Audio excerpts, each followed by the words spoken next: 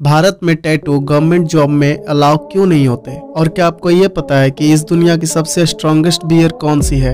ये चेहरा आपको बहुत सारे फनी मीम में आपको देखने को मिले होंगे, बट आपको पता है कि ये किस व्यक्ति का चेहरा है? अगर नहीं तो बने रहे वीडियो के अंत। फैक्ट नंबर 1, आमतौर पर लाइब्रेरी ऐसी दिखाई देती है जहाँ पे लोग इस तरीके से किताबें पढ़ते हैं, लेकिन मैं आपसे कहूँ कि चाइना की लाइब्रेरी ऐसी लगती है, और ये चाइना के साथ साथ एशिया का भी सबसे बड़ा लाइब्रेरी है।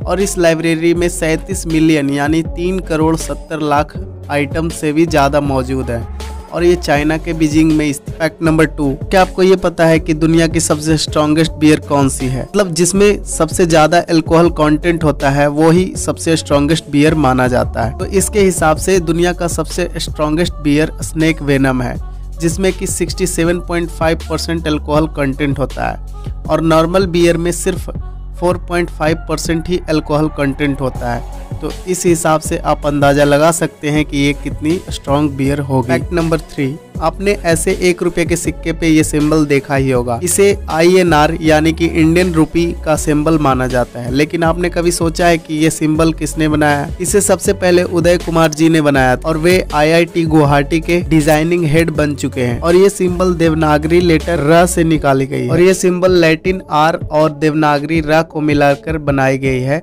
और इसमें जो लाइन है वो इंडिया के फ्लैग को रिप्रेजेंट करता है, और इसमें ये जो लाइन है वो इंडिया के फ्लैग के रंग जैसा दिखाने के लिए डाली गई है। तो इस बात के लिए एक लाइक तो बनता है। फैक्ट नंबर 4, आखिर इस चेहरे को कौन नहीं जानता? ये बेशक सबसे फनी मीम फेसेस में से एक है। क्या आपके मन में कभी ये सवाल आया है कि ये किसका चेहरा है?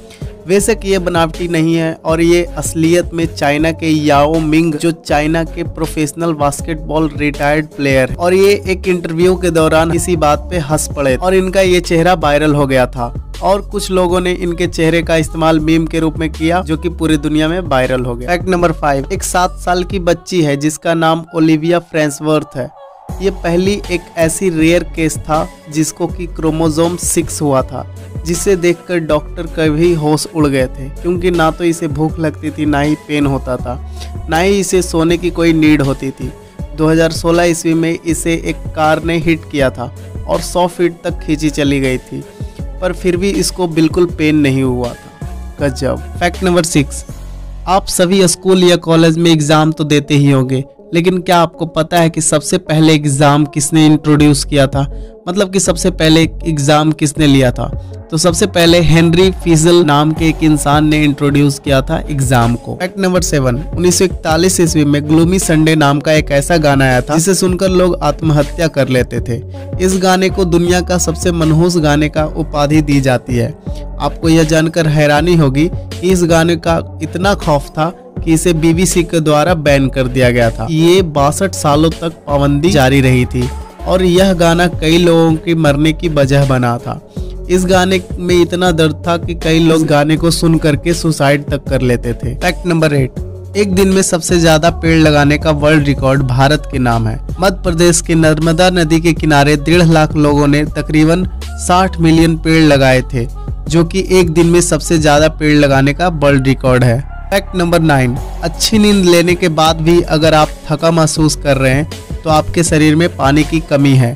तो आप इसे दूर करने के लिए जब भी आप सुबह उठे तो थोड़ा पानी जरूर पी लें। फैक्ट नंबर 10, भारत में टैटू गवर्नमेंट जॉब में अलाउ क्यों नहीं होते?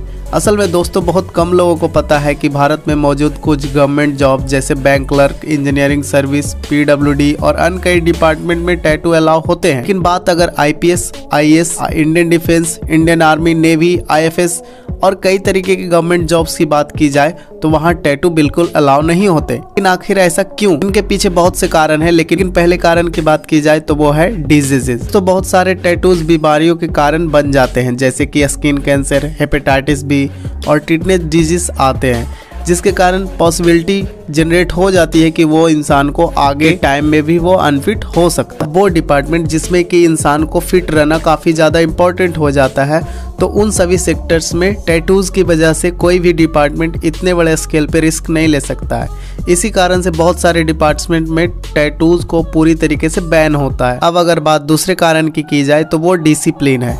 बहुत सारे ऐसे गवर्नमेंट जॉब्स होते हैं जो कि सिर्फ अपने कंट्री में ही नहीं दूसरे कंट्री में भी हमारे कंट्री को डिसिप्लिन को दिखाती है। अब टैटूज काफी ज्यादा फैशनेबल चीज होती है, तो ये चीजें इंसान को कभी भी डिसिप्लिन नहीं दिखाती है जितना कि उस इंसान और जॉब के लिए रिक्वायर्ड होती है। तो इसलिए बहुत सारे गवर्नमेंट जॉब्स में टैटूज नहीं अलाउ होते हैं।